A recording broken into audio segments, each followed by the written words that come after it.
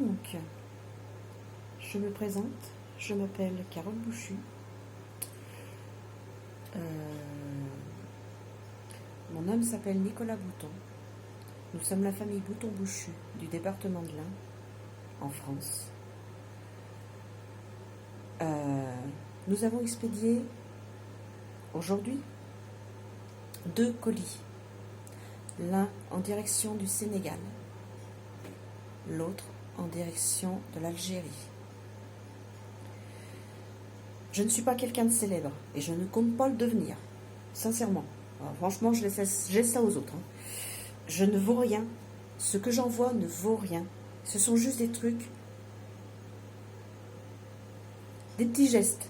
Ah d'accord, les personnes qui vont les recevoir m'ont aussi beaucoup menti, mais je sais qu'elles pourront faire suivre. Moi, je ne vais pas aller sur Messenger. Là, je ne vais plus sur Messenger parce que j'ai besoin de me reposer, que j'ai besoin de me protéger. Et que... comment dire? Oui, je vais remettre mes lunettes de... c'est pas mes lunettes de soleil, merde. Bon, vous allez voir mes yeux qui partent dans tous les sens. Youpi, vive la honte. Allez, on n'est plus à ça près. Donc, j'ai demandé à mon homme de vous contacter, Monsieur Merlin. Je vais vous appeler Monsieur Merlin. Vous allez vous reconnaître. Mon homme, c'est Nicolas Bouton. Il va se faire aider de mes fils pour vous contacter via Messenger. Il va vous donner le numéro de suivi de votre colis en France. À vous, essayez de vous débrouiller pour qu'il puisse arriver jusqu'à vous. Je sais que vous allez le faire. Je sais que vous savez le faire, vous. Voilà. J'en suis sûre. Quels que soient les mensonges, vous êtes peut-être l'un de ceux qui m'avaient le moins menti. Et mais vous m'avez menti encore. Et tant mieux, tant mieux. Faut mentir des fois pour la bonne cause. Moi, je sais pas trop le faire. J'essaye, mais comment dire, ça se voit un peu comme le... C'est un peu gros comme le nez au milieu de la figure. À chaque fois que je le fais, comment dire, les gens ne croient pas et je me demande bien pourquoi. C'est un peu le problème d'être un petit peu autiste sur les bords. Et là, c'est vrai, pour ce qui me concerne. Tous les autistes ne sont pas comme ça. On est tous différents. Tous. Autiste ou pas autiste, humain ou pas humain. Donc, Monsieur Merlin, mon homme va vous contacter via Messenger. Pas aujourd'hui, il n'aura pas le temps. Il est facteur, il est réellement facteur. On n'a pas de privilège en tant que facteur. Hein. Enfin, si, en tant que famille de facteurs, on n'a pas de privilège, très peu. On en a eu à un moment donné. Des fois, on avait le droit de manger à la cantine de la Poste. Pas longtemps. Moi, j'ai pu faire manger à la cantine PTT du temps de mon papa. Hein, mon papa pouvait aussi me garder quand il n'y avait pas de nounou. On a passé des moments dans sa voiture PTT. Il travaillait à ce qui s'est appelé Orange, avant France Télécom, avant, c'était les PTT, hein. Les petites voitures bleues. Il n'y avait pas que la DDE qui avait des petites voitures bleues. Ah, pardon, zut. Il n'y avait pas que DF qui avait des petites voitures bleues. Voilà, les facteurs avaient toujours une voiture jaune, les autres PTT avaient une voiture bleue, ou des petites fourgonnettes bleues. Voilà. Avis aux connaisseurs et non connaisseurs. Donc, Monsieur Merlin, mon homme va vous contacter. Monsieur Sec, ou Madame Sec, ou Monsieur Sec père, votre colis est aussi parti aujourd'hui. Même chose. J'ai demandé à mon homme qui vous contacte et qui vous donne le numéro de suivi de votre colis. Aux frontières de ces pays, Algérie, France, Sénégal, il n'y a pas d'armes dedans. Les seules armes qu'il y a, ce sont des livres. Et vrai, c'est vrai, les livres sont des armes, les mots sont des armes. Mais c'est mon avis, et pour le coup, je suis loin d'être la seule à le penser. Et je suis bien contente que d'autres aient su le dire bien avant moi. Les mots sont les meilleures armes. C'est ce qui permet le langage. Ah, on n'a pas tous les mêmes langages, oui, effectivement. On n'a pas tous... Ah, je m'excuse, la journée commence à être longue. Mes 3 hommes viennent de se prendre, malgré moi et malgré eux, une petite leçon de... Comment dire, d'entretien domestique d'une maison. Vous savez, quand on n'a pas la maison qui est très solide, parce que bon, oui, on a la chance d'avoir une maison, hein, oui, c'est vrai. Elle est à la banque pour l'instant, hein, et puis elle reste d'être à la banque pendant un moment. Hein. Et tout ce qui est dedans, c'est tout fait de briques et de broc, on va dire, parce que pour que ce soit une maison au rabais, c'est tout des trucs au rabais. Je ne dis pas que que les entreprises qui ont travaillé sur cette maison étaient des entreprises au rabais, mais elles faisaient ce qu'elles pouvaient avec les moyens qui leur étaient donnés. Et parfois, elles avaient vraiment des employés au rabais. Oui. ils auraient mérité d'être un petit peu plus longtemps à l'école. Pas forcément l'école générale, l'école de leur métier professionnel qui correspond à leur métier. Donc mes trois hommes là, ils viennent se prendre un truc qu'ils n'auraient pas souhaité avoir et que moi je ne pensais pas leur donner. Je pensais avoir tout réussi avant qu'ils rentrent de chez l'orthodontiste. Oui, on a la chance, nos enfants peuvent être suivis par un orthodontiste. Oui, c'est la Sécu et la mutuelle qui en payent une bonne partie parce que non, on n'aurait jamais pu payer. Jamais. Comme pour tous mes soins de santé, comme la plupart des soins de santé de ma famille. Quand je parle de ma famille, je me contente juste de dire mon chéri et mes deux enfants.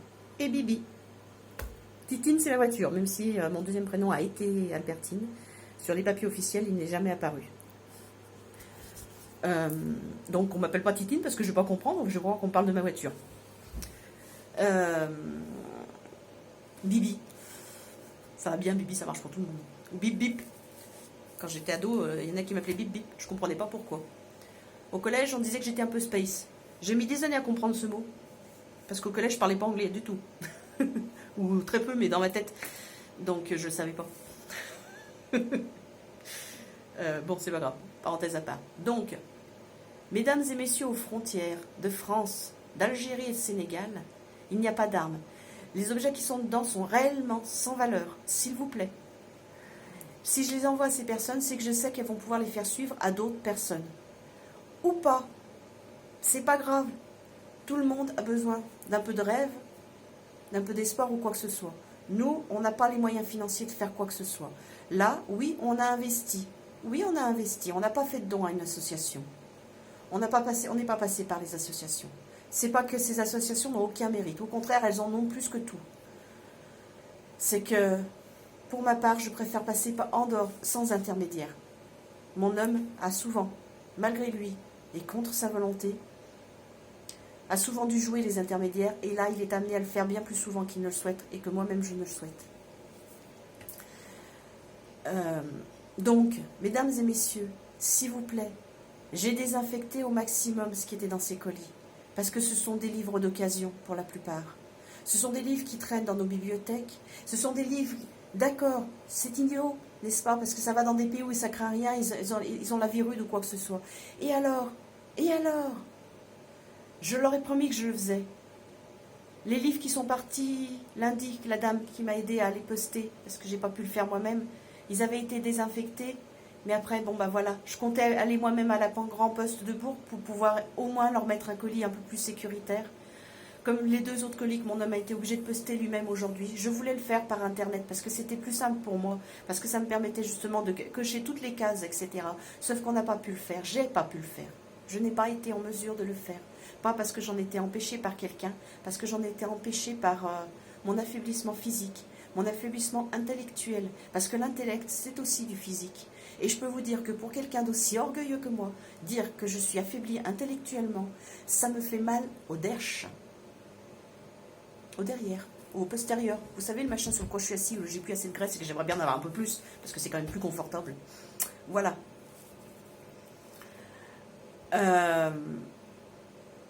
Donc, cette vidéo n'est pas en direct. C'est une vidéo que j'enregistre sur mon portable et que je posterai après sur les réseaux sociaux. Je ne sais pas lesquels. Je suis en train de me servir de ma chaîne, entre guillemets, YouTube. Je m'en étais servi uniquement quand j'étais correspondante du Progrès. Et encore un petit peu après, quand j'étais plus correspondante du Progrès et que je m'occupais encore un peu plus sérieusement de mon blog sur Germania. Et quand je gérais la page Un petit village de l'Inde de mes Germania. J'ai réellement transmis les rênes de cette page, ce groupe Facebook, qui était réellement totalement ouvert à la base. Je l'avais voulu ainsi, et bon, ceux qui commencent un peu à me connaître, ou pas, ceux qui commencent à avoir un petit aperçu de mes personnalités, vous pouvez dire mettre ce que vous voulez dessus. D'une façon ou d'une autre, vous ne connaissez rien de ma vie. Très peu de personnes connaissent l'intégralité de ma vie. Moi, la première. Enfin, si, je la connais, mais c'est ce qu'on appelle la mémoire traumatique. Elle permet de faire pas mal de tri par moment. Et je peux vous dire que je m'en sers énormément. Mes parents ne connaissent pas l'intégralité de ma vie. Pourtant. Mon chéri ne connaît pas l'intégralité de ma vie. Et pourtant. Mes enfants, mon frère, mes cousins, mes cousines, mes oncles, mes tantes. Éloignés, pas éloignés, germains, non germains. Mes voisins, mes voisines. Ceux que j'apprécie, ceux que j'apprécie plus, ceux que j'appréciais, ceux que j'apprécie encore, ceux que je connaissais pas et ceux que j'ai découverts et que je redécouvre un peu chaque jour. Voilà. Personne. Vous avez tous eu droit à des petits morceaux qui sont totalement vrais. Toutes les facettes de moi que vous avez vues apparaître sont toutes vraies. Toutes vraies. Et quand je vous dis qu'elles étaient toutes contrôlées, c'était le cas. Elles étaient contrôlées au maximum de tout ce que je pouvais faire, à chaque instant que je l'ai fait. Tout le temps. Tout le temps. Je ne suis pas qu'une personne autiste. Les personnes comme moi, généralement, si j'avais été diagnostiquée dans l'enfance, je pense que ma mère en aurait sérieusement bavé. Je pense que mes parents auraient peut-être même fini en prison. Pour une raison ou pour une autre, certainement pour me défendre. Parce qu'ils seraient peut-être allés jusque-là. Ils auraient peut-être été obligés d'aller jusque-là. Au moins l'un d'eux. Au moins l'un d'eux. Pas parce qu'ils auraient tué quelqu'un ou quoi que ce soit. Juste parce que ils auraient été obligés d'ouvrir un peu plus fort leur bouche et taper un peu plus fort du poing sur la table. Les personnes comme moi, si j'avais été diagnostiquée quand j'étais enfant, auraient été enfermées à double tour. Vous savez, dans ces cellules qui ne portent pas le nom de cellules, dans ces camisoles qui sont à la fois ni chimiques et physiques, et qui sont tout ça à la fois. J'aurais été mise aux oubliettes. J'aurais été rendue plus handicapée que je ne le suis actuellement. Je n'aurais pas eu accès à la parole. Je l'aurais perdue avant même d'y avoir eu accès. Je n'aurais pas eu accès à la chance que j'ai eue de pouvoir croiser plein de personnes rares, même si je ne m'en rendais pas compte à ces moments-là. Je n'aurais pas eu accès à la plupart des choses.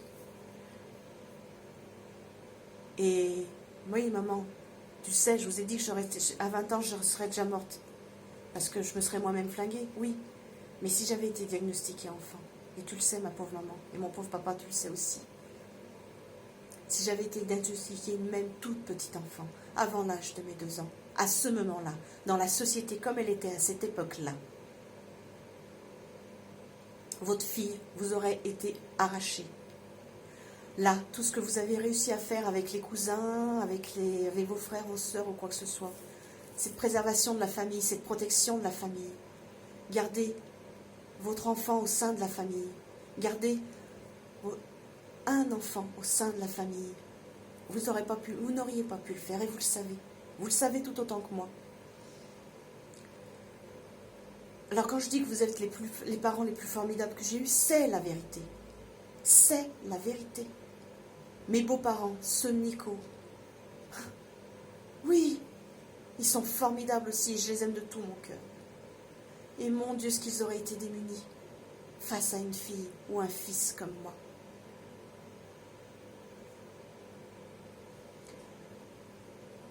Ma belle-sœur, la sœur de Nico, mais ma belle-sœur, la femme de mon frère aussi.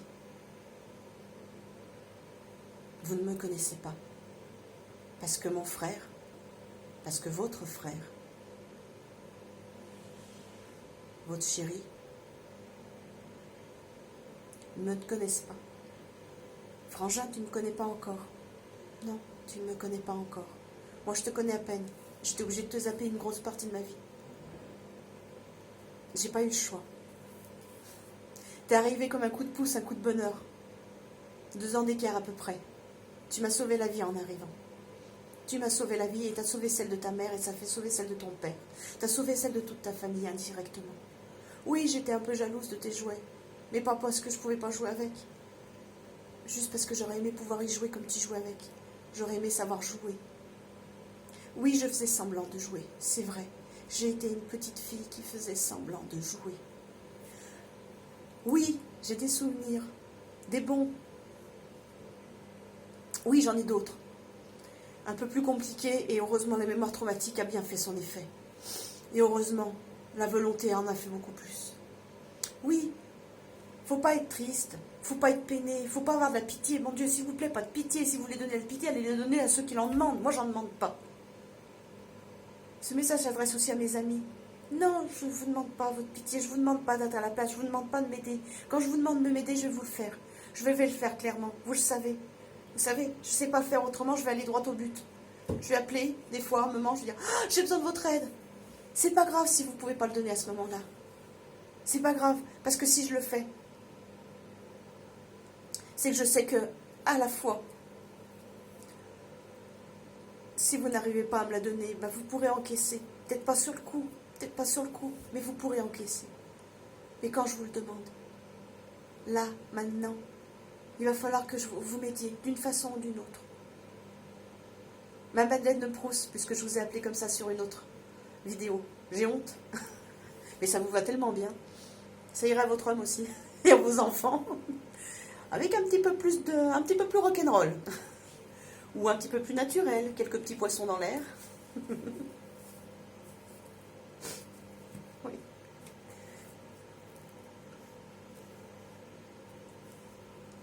Donc ce message, c'est que je viens peu sur les réseaux sociaux. J'attends de me mettre retourner dans l'ombre. Je sais, je veux vraiment me faire tatouer le crâne, et je sais que je ne vais jamais pouvoir retourner totalement dans l'ombre. Je suis une femme adulte. Je suis pas prête. J'ai donné tout ce que j'ai pu donner et j'étais pas prête. Par contre, j'étais vraiment pas prête parce que oui, le monde n'est pas encore prêt. Oui, il y a encore une grosse majorité de cons. Oui, monsieur de Céréat-Brourc. Oui, en quelque sorte, je pars en croisade. C'est la croisade que nous menons tous, chacun à notre tour, chacun à un moment de notre vie. Vous savez, cette croisade contre les cons, contre nous-mêmes. Le petit con que nous avons été ou la petite conne que nous avons été. Contre le petit con de père que nous avons eu ou la petite conne de grand-mère que nous avons eu. Contre le petit con de fils que nous aimerions bien frapper, mais que nous ne faisons pas, nous ne le frappons pas. On aimerait bien secouer. Contre notre chéri, je vous laisse mettre un E ou ne pas mettre de E. Contre nous-mêmes. Nous sommes tous des petits cons et nous avons tous été des petits cons ou des petites connes. Je suis une petite conne. J'ai fait la conne, oui. Mais je l'ai fait avec responsabilité, parce que certaines de mes capacités me permettaient de le faire, me permettaient de jouer avec le feu. J'ai joué avec le feu avec vous et je vous dois des excuses pour ça. Je vous dois franchement des excuses pour ça. J'ai essayé de distribuer du rêve. Parce que je sais ce que c'est que de ne pas avoir d'espoir. J'en ai maintenant. Ce sont d'autres qui me l'ont appris. D'autres, plein d'autres que j'ai pu croiser tout au long de ma vie, tout doucement mais sûrement. On grandit. Ouais, je suis la pauvre bonne femme qui a débarqué dans sa vie, qui est tout d'un coup, vers 40 ans, vers 42 ans, qui s'est rendu compte qu'elle avait été témoin de sa vie. Non, je ne me suis pas rendu compte que j'avais été témoin de ma vie à 42 ans. Je le savais déjà. Je le savais déjà. J'ai lutté contre ça toute ma vie. C'est pour ça que je me suis tournée vers les autres. Ces autres, tous ces autres. D'abord les animaux, la planète Terre en premier avant tout. Les infinis de l'univers avant tout, avant la Terre, avant tout ça. J'ai côtoyé tous les infinis. J'ai côtoyé la folie dans tous les sens du terme, oui. J'ai côtoyé tout ça bien avant d'entrer à l'école. Et j'ai continué ensuite, tout doucement, mais sûrement, enrichi de chaque chose qui pouvait m'être apportée. Dépossédé de tout ce qui pouvait m'être dépossédé, volé. Ouais, c'était plus facile pour moi d'écrire de la main gauche. Je ne l'ai pas fait. Et pourtant, je l'ai utilisé quand j'étais étudiante, cette main gauche. Oui, je suis devenue ambidextre, je ne l'étais pas totalement. On l'est tous un peu, je vous assure. Les enfants ont des capacités bien plus immenses que ce que vous pouvez imaginer. Tous n'y ont pas accès, tous n'ont pas cette possibilité. Mais les enfants restent des enfants. Ils ont le droit de rêver, de rêver, de rêver, de rêver, de rêver, de rêver. Ce que j'en vois là, j'en fais pas de la pub. Je veux pas que ce soit de la pub. D'une façon ou d'une autre, personne ne sait ce qu'il y a dans ce colis. Seul mon homme, mes enfants et moi savons ce qu'il y a dans ce colis. Et ceux qui ouvriront ce colis, c'est le colis. Le colis qui est parti lundi, bah, la dame, elle le sait. Et celle qui s'est occupée d'elle, ou celui qui s'occupait d'elle à la poste, elle le sait. Ils le savent. Ceux qui ont ouvert ces colis aux frontières, ils le sauront. Mais j'espère que ces colis arriveront à destination. Parce que c'est qu'un début d'un voyage. Et je sais que ces colis vont bouger. Pas tout ce qu'il y a dedans. Mais ça va bouger, ça va voyager. Je le fais ça de façon tout à fait égoïste. Je ne peux pas voyager. Techniquement, je ne peux pas. Ce point de vue santé, je ne peux pas. C'est trop éprouvant pour moi. Beaucoup trop éprouvant. Mais là, ce que vous m'offrez tous, ce que je ne savais pas que vous alliez m'offrir, ce que je n'attendais pas, je n'attendais rien de personne. Vous m'avez offert un tour du monde que jamais je n'aurais osé rêver. Vous m'avez offert des facettes de vos personnalités, de vos vies. Comme je l'ai tant rêvé, mais je croyais que c'était que du rêve. Vous savez, ces trucs qu'on imagine dans sa tête le soir quand on n'arrive pas à dormir. Ces trucs qu'on s'imagine. Vous savez, quand on rêve éveillé. Jeunes gens des pays pauvres, mais aussi des banlieues parisiennes. Jeunes beurs, jeunes français, jeunes tout ce que vous voulez.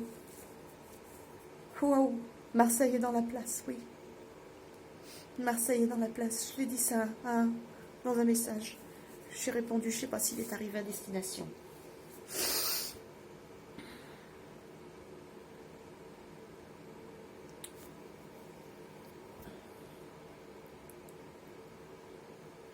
Je ne suis pas une artiste parce que je ne veux pas être une artiste. C'est tout. Oui, il y en a qui me disent « Ah, mais pourquoi vous n'avez jamais écrit ?» J'ai toujours écrit.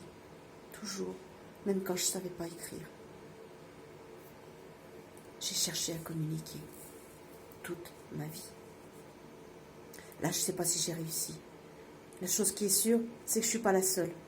Et la chose qui est sûre, c'est qu'il y en a d'autres qui ont réussi et tant. Vous savez quelle chanson j'ai dans la tête? Philippe Catherine. J'adore. Pas celle qui fait certes pub au centre accord. Non, j'adore. Ou celle de Plastique Bertrand. Ça plane pour moi. Non, j'aimerais bien planer, sincèrement. J'aimerais bien planer. J'ai pas cette chance. Ça marche pas sur moi. Voilà. Alors ma voisine, mon ex-voisine, qui s'appelait Nathalie, qui s'appelle toujours Nathalie, dont la mère habite toujours Chavannes. Ouais, je suis qu'une conne qui raconte n'importe quoi, ou gna.